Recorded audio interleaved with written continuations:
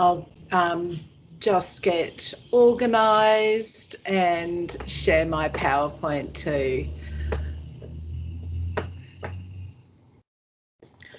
Could I just remind everyone to pop your microphones off is a good thing during the presentations. Thank you. Thank you.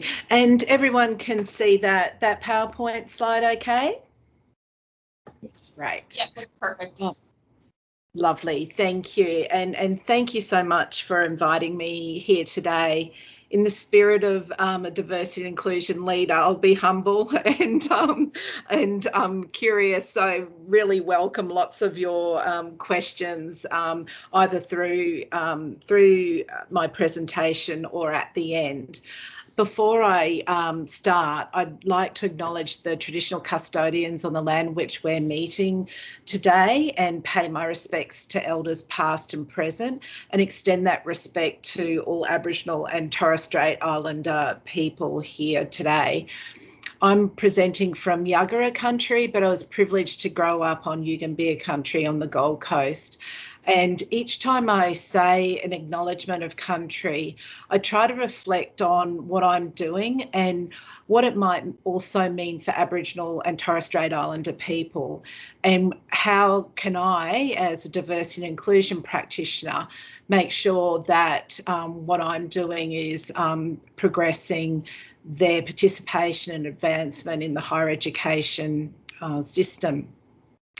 So in looking at the staff diversity data for this presentation today, I found the Aboriginal and Torres Strait Islander staff representation from 2000 onwards. And so in 2000, for example, in the year 2000, only 500 staff in all of Australia identified as Aboriginal and Torres Strait Islander members of Australian universities. And we now see that representation is around 1,700, and that's staff on fixed term and continuing appointments. What I found amazing was that the 2000 data on the Queensland representation is what Griffith's representation is now. So at Griffith, we actually is more now. So we have around 79 staff who identify as Aboriginal and Torres Strait Islander staff. And yet I think the Queensland data was showing that only 70 staff in Queensland, professional and academic staff, identified as Aboriginal and Torres Strait Islanders. So what I've enjoyed about looking back at the data is that sometimes, you know, as a lot of you will have experienced, diversity and inclusion can be slow and it can be fast. But looking back over the data over the last 20 years, I can certainly see that there has been progress, and that's motivation to keep going. Sometimes the progress might feel slow, sometimes it might feel out of your control, but certainly it's been a nice opportunity to look back. So drawing on national and local experiences with a particular focus on women in senior academic positions, and I might talk about senior professional staff positions if I have the time, women in STEM, so science, technology, engineering and maths and medicine, and LGBTIQ inclusion. I'll reflect on the structural change, consultation, leadership, analysis, action planning, monitoring and reporting, accountability, and recognition and reward in driving progress in the higher education sector.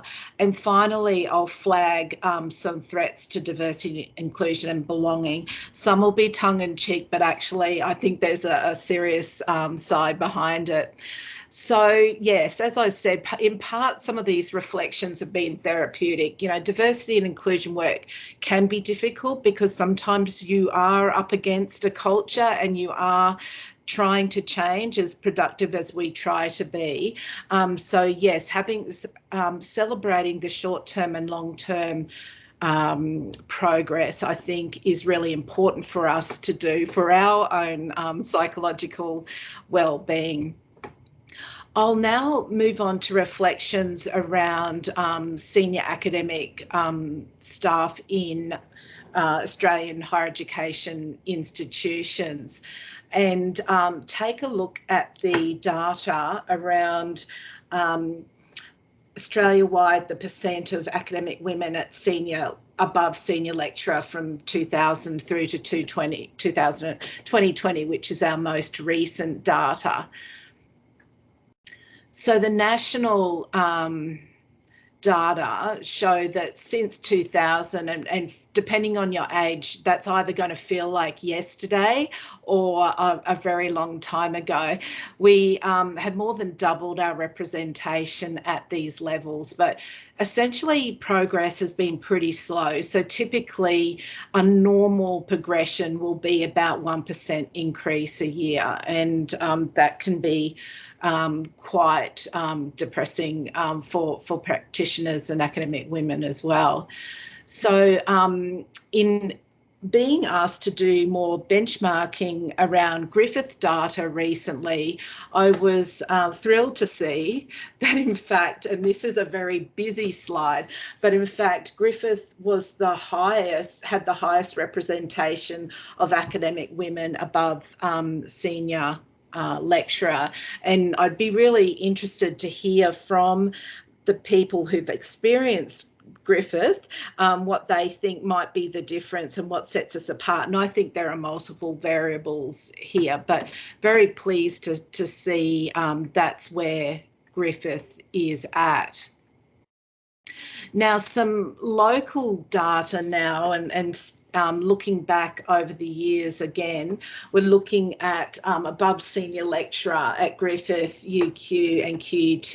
And just to say, I've also had time at UQ as well. This just shows some of the trajectory, I suppose, over those years. And essentially, I started my full-ish time diversity and inclusion work in 1999. So I was living the dream through all of this. But it's amazing to me to look back and recall that for the Southeast Queensland, the Brisbane experience of these three universities was that women above senior lecturer were only between 12 and 14% of academic staff at these senior levels. So between 1998 and 2008, there was an increase, a yearly increase of between 0.6 and 1.7% a year. And by between 2008 and 2018, the growth was again 0.6% per year, or up to 1.2%. But over the last couple of years, and people might have views on what's made a difference here, we've seen over the last couple of years that there's been more than that 0.6 or 1% increase over the years, and so that the universities range from 1.17 to 2.3% for Griffith. And typically universities have engaged in a range of initiatives to increase the proportion of women, all very well-intentioned. So mentoring, shadowing, women in leadership programs, women-only promotions workshops, structural change, which is something I first and foremost I'm always about, fellowships, grant writing retreats, altering talent acquisition, advertising and selection processes, and also introducing the concept of performance or achievement relative to opportunity. So when I was at UQ, for example, the Promoting Women Fellowships, we did a matched sample of those who did have a Promoting Women Fellowship and those who didn't. And we found that women were promoted a year faster than those that didn't receive a fellowship. And these fellowships largely gave women time and relief from teaching and administrative duties and provided them time to focus on research, which of course is very important to higher education institutions and UQ in particular. So the reward is there. But I was very much at the time influenced by Belinda Probert's work that said, what women need is time. So that's really what the fellowships provided.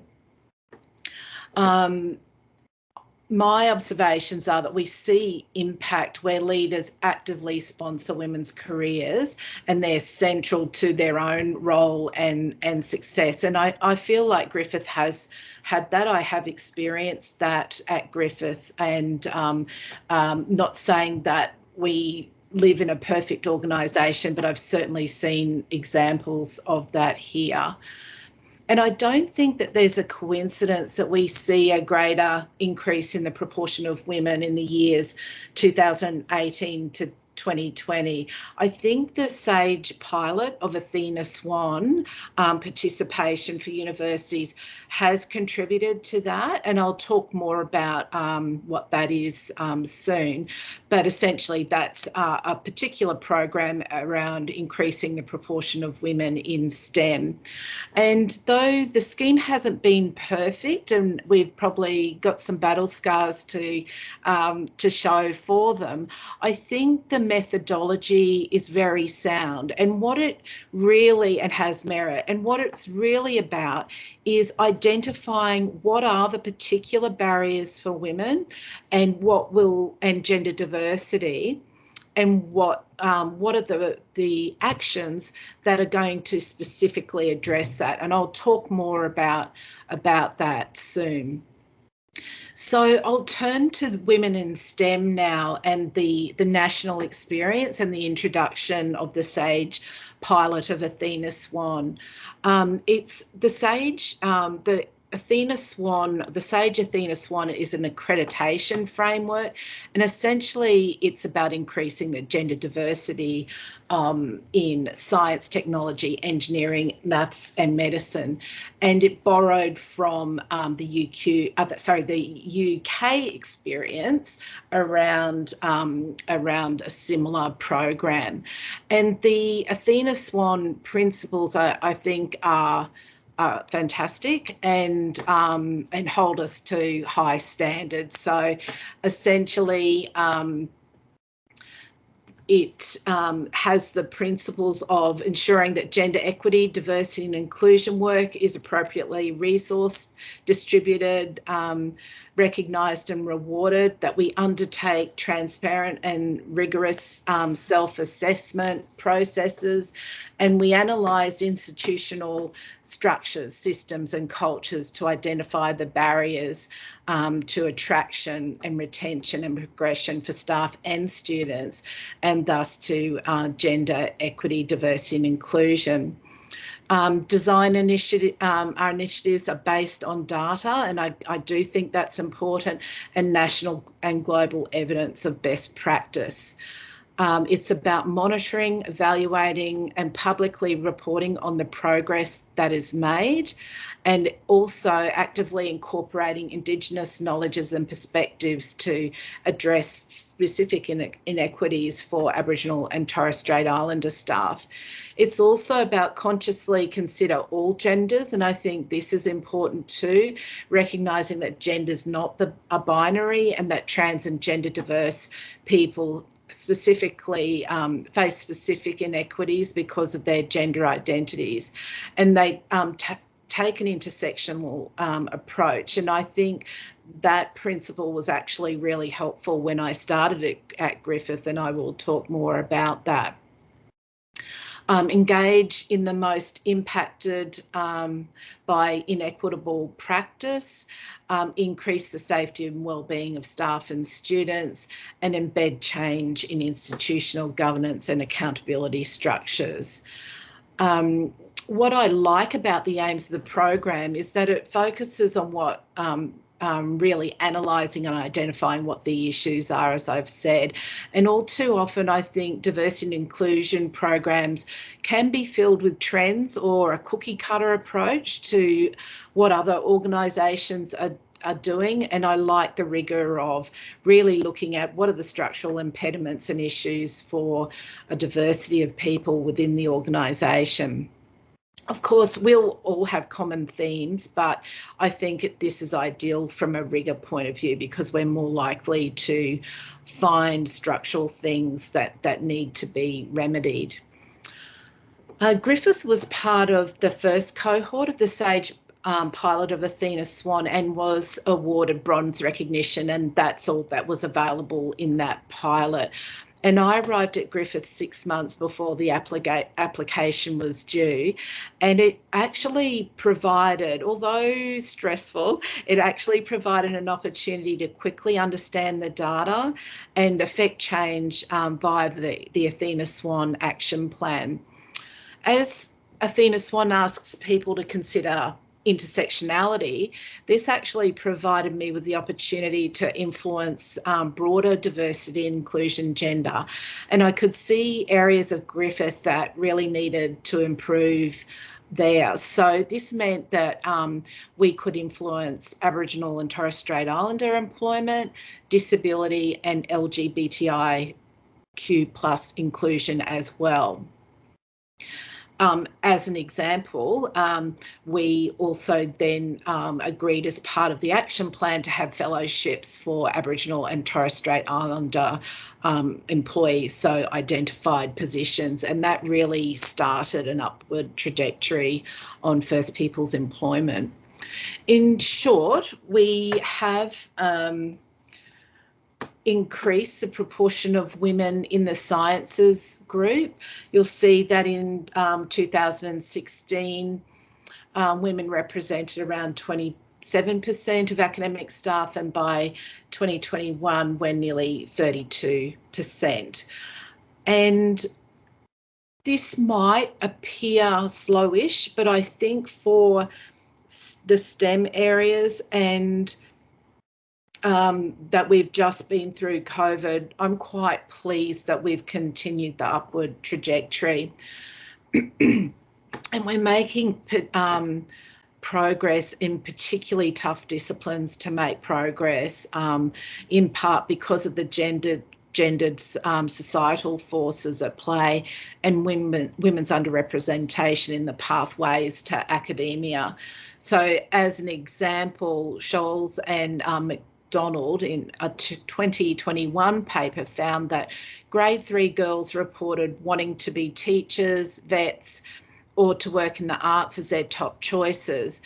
As part of the exploration, they found issues of money and power traditionally coded masculine and concepts of love and care traditionally coded feminine, ingrained in boys and girls' justifications for their desired trajectories. So we know that a gendered experience of the world is happening from a very young age. And yes, universities can influence that, but within the confines of a program that can be, and resourcing that can also be difficult. And then when we look at undergrad and postgrad experiences, in 2019 in Australia, 16% of engineering undergraduate completions and 21% of postgrad completions were women, and 15% were in IT, and 20 undergraduate IT, and 26% in postgraduate IT completions. So in this, and as other contexts like competition with other sectors, I'm pleased with these results. So looking now at women in the School of Engineering and Built Environment, we can see that between 2017 and 2021, we've had a 10.8% increase in the proportion of academic women. So we've more than doubled the number of women. So we've gone from 12 to 27 women, and the average increase is 2.75% per year, which, looking back at that norm of 1%, I think we're travelling pretty well. In the School of Information and Communications Technology, ICT, we've seen a 15.65% increase in the proportion of women over 4 years, and an increase from academic women in 2017 to 8 women in 2021. So examples of the interventions have been things like particular professional development for women in the sciences group, a women's research assistance program, which is a RAP program, which was a joint government Griffith scheme that other universities would have participated in too, likely, women-only promotion workshops, and probably most importantly, trialling new talent acquisition methods. So in the sciences group, there was certainly leadership from the Dean Academic about definitely wanting more women in the sciences group, and then also trialling separate shortlists for different genders, so that they would be interviewing the top applicants on each list.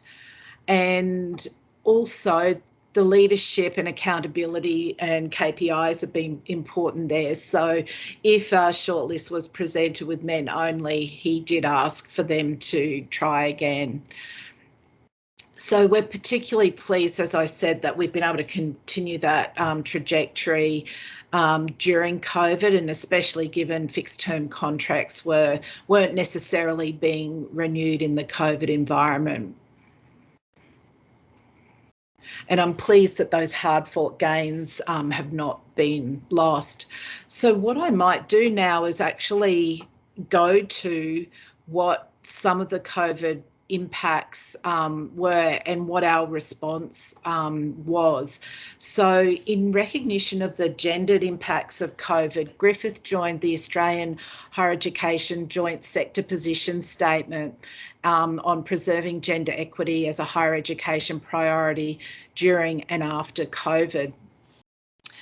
And as a participating institution, we acknowledged the gendered effects of COVID and committed to seeking equal representation of women in COVID-19 response planning and decision making, as per the recommendations of the UN. Formally monitor and report on gender equity impacts of COVID-19 related to decision making, including intersectional factors within our own institutions, and collaborate with other universities and sector partners to address emerging issues. Continue our participation in SAGE Athena Swan, maintain gender equity and diversity programs and key performance indicators for gender equity and diversity where they currently exist, and preserve gender equity progress which has been made and that we've invested a significant amount of time in. So women's representation at D&E, women at HUE 10 and above, and support for the progression of women as students, high degree researchers and early to mid career researchers, and support gender equity for those studying in STEM. And I think the benefits of being part of that initiative were that we could share practice, share difficulties as practitioners, and also reduce our own isolation during that time, both physical and intellectual, I suppose. And where we particularly focused were around the risks of fixed term employment, particularly for academic women and Aboriginal and Torres Strait Islander staff. And we did maintain but not increase academic women at D&E, and I'll discuss that some more soon. And we were due, interestingly, to create an achievement relative to opportunity guideline in 2020 anyway, but the university became particularly interested to have this done as we saw COVID unfold. And I think in part COVID meant that now everyone could understand the impact of something outside of their control. And this is where I turn to the concept that every action has a likely diversity and inclusion impact. And without understanding this, decisions can be made that work against the strategic aims of the organisation. And in the rapid unfolding of 2020, we really had to be alert to the unintended consequences for diversity and inclusion. So things like fixed term contracts, so where universities had a response that they would generally not be renewing these contracts, this can have a disproportionate impact on women and Aboriginal and Torres Strait Islander people, as I've said, and also a similar argument could be made around casual staff. So we alerted the university of this risk and recommended that equity considerations be embedded in the regarding of fixed term contract renewals. And in a subsequent analysis, we're able to largely see that there weren't the gender differences in separation rates that we had feared. In fact, we've ultimately seen an increase in Aboriginal and Torres Strait Islander employment since the impacts of COVID started to be felt. And in 2021, we met our 2025 target of 2% representation of Aboriginal and Torres Strait Islander staff. So we now have 78 staff at Griffith. So we did do that systematic advocacy internally around fixed term appointments. I think, as all of you would know and understand, we really wanted to be clear that there would be gendered impacts around lockdowns, and making that clear, and talking about the Hilda survey, and that women still do the majority of the caring and housework in the home, and that it would be likely that this would have the lockdowns would have a gendered impact on women and people with care responsibilities. We also knew that the likelihood of domestic and family violence would be increased, so we set up a situation where staff could request via a leader that they work on campus and be considered required on campus, just to minimise risk there. There was a pause on promotion rounds, and on reflection, I think that has, of course, a gendered impact, because typically women are more successful in the promotions once they do apply, and that had the likely impact of stalling progress on women's academic representation in that year. So our data for women ultimately stayed steady, but usually we would expect an increase. So I'm hopeful that the promotion rounds that we will have in 2021 will make up for that. And I think finally, the disproportionate cuts to administrative staff, where women are overrepresented, would mean that there was the risk of women being disproportionately impacted across universities. Now, some people, of course, have seen the benefits of what COVID might bring, and I think it might be too early to celebrate, but certainly around flexibility, I think it dispelled some myths around productivity, etc., if the kids weren't at home. So I think that was certainly an opportunity for a diversity of university staff. Some have also tongue-in-cheek talked about how the voluntary early retirement might have meant that more men might have been retiring, and that we might find the increased proportion of women there. So we shall see. But what I might do now is do a turn to LGBTIQ inclusion and some of the national and Griffith experiences there. So essentially, universities were leading the way in the early 2000s in Australia around LGBTIQ plus inclusion. So the University of Western Australia, my understanding, developed the first allied program in the early 2000s, and then at UQ around 2002, led by Dr. Anne Stewart, my boss, I supported the first allied program. So she put a proposal forward to the university to run an LGBTI inclusion program. So after this, there was the establishment of Pride and Diversity, and it's a national not-for-profit employer support program for LGBTIQ workplace inclusion, specialising in HR, organisational change and workplace diversity. And they also published the Australian Workplace Equality Index, which is a national benchmarking instrument for LGBTQ workplace inclusion. And they then determined the top employers from that index.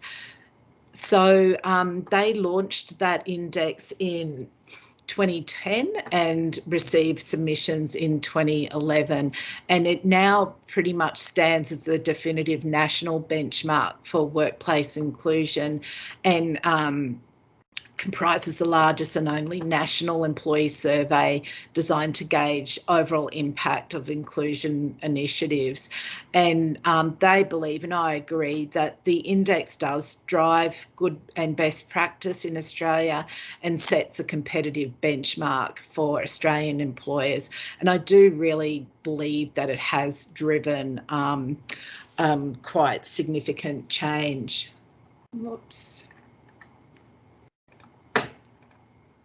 So here you will see the average scores for the Australian Workplace Equality Index, and you'll see how much they have increased over the years. So within 10 years, the scores have nearly doubled. So people get a score for doing inclusive practice around LGBTIQ plus inclusion.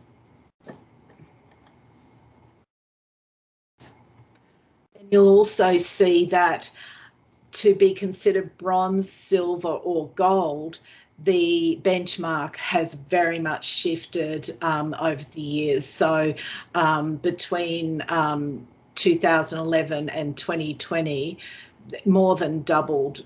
So it's really elevated the organisation's practice for sure when it comes to LGBTI inclusion. And I'll turn now to the Griffith experience. So when I arrived at Griffith, the marriage equality vote was about to happen. I must say there were staff that were upset and did talk about how the external environment impacted them. The Athena Swan survey also found that essentially a quarter of staff, LGBTIQ plus staff, disagreed that their supervisor supported equity. So this is an example of where Athena Swan also demonstrated that there were issues in other diversity areas that needed to be addressed, and it gave an opportunity for that to happen through the Athena Swan action plan. So the Pride Committee were also pretty down about their own progress and the external impact of the marriage equality debate. And I said to them, I've got a plan. Let me ask for an Athena Swan officer whose role would be about the implementation of the Athena Swan plan.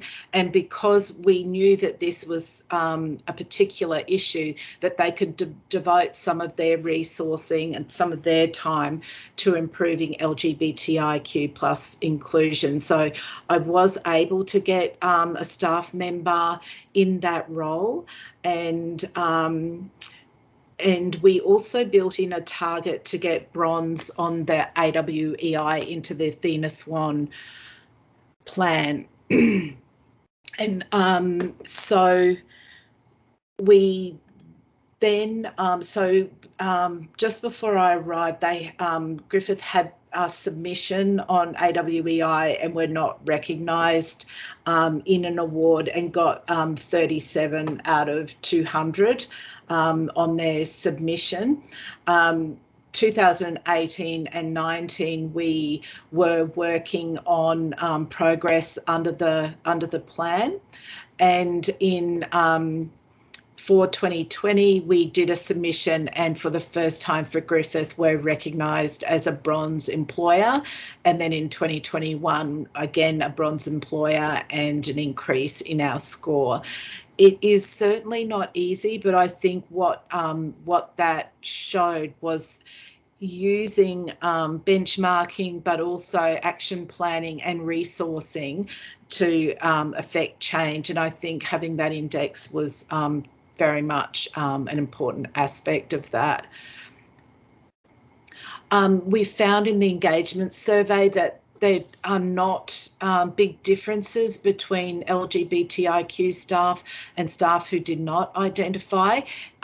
The area that we will focus on into the future are non-binary staff, but certainly we're not seeing the differences that we saw back in 2018 as an example.